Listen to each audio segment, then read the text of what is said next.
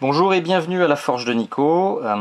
Je vous présente aujourd'hui un sabre un petit peu différent de ce que je fais d'habitude. Ça fait un bon petit moment que certains d'entre vous me demandent quand est-ce que je vais mettre à faire un sabre en bois. Eh bien, ça y est, c'est fait. Donc, il s'agit du sabre de Dominique, mon ami Dominique que vous croisez sûrement à Migène ou à Cusset, qui est maquettiste. Et donc, c'est lui qui a eu ce premier sabre, qui a donc été réalisé en bois. Donc ça change un petit peu de tourner l'aluminium. C'est du bois d'if, donc ça a été tiré d'un carrelet de bois d'if. Donc pour ceux qui ne connaissent pas, l'if, c'est un conifère, même famille que les sapins, les cyprès. À une différence près, c'est que ce n'est pas un résineux. Donc pas de résine, c'est un bois qui est très très différent, qui a le grand avantage, c'est que c'est un bois qui a des veines, qui est très joli, qui donne des dessins absolument superbes. Alors le bois, c'est très différent par rapport à l'aluminium, parce que quand on l'usine, on a les dessins qui apparaissent au fur et à mesure, et c'est en fait le bois qui choisit la forme que vous aurez, qui choisit les formes que vous allez lui donner, parce que c'est en fonction des veines du bois qu'on va l'usiner. Donc plus compliqué, il va m'être difficile de dessiner des sabres avec du bois à l'avance, parce que le bois, je pense, choisira, et en fonction de chaque morceau de bois, on aura des résultats très très différents. Comme c'est du bois, c'est un matériau qui est vivant. Ça veut dire qu'il faut l'entretenir. L'aluminium, il n'y a rien à faire, à part peut-être un petit peu le nettoyer de temps en temps.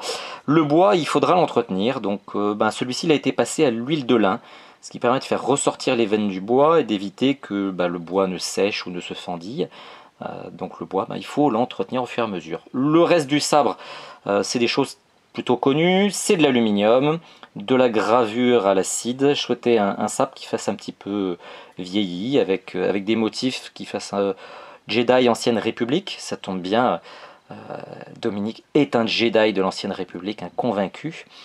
La vis sur le dessus, c'est une vis qui est vraiment décorative, purement.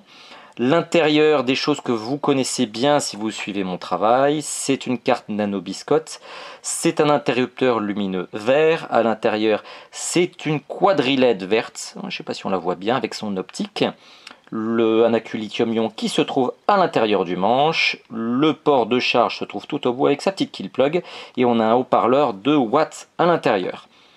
Je crois que je vous ai tout dit, le plus simple c'est de l'allumer, on va enlever la kill plug comme d'habitude. Allumage du sable, le petit interrupteur lumineux. Donc en quadrillette, logiquement, on aura une lame qui sera très très lumineuse.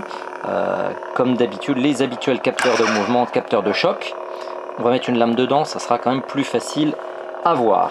Comme d'habitude, je manque de place. Vous m'excusez pour ces petits bricolages. Voilà, avec la lame dedans.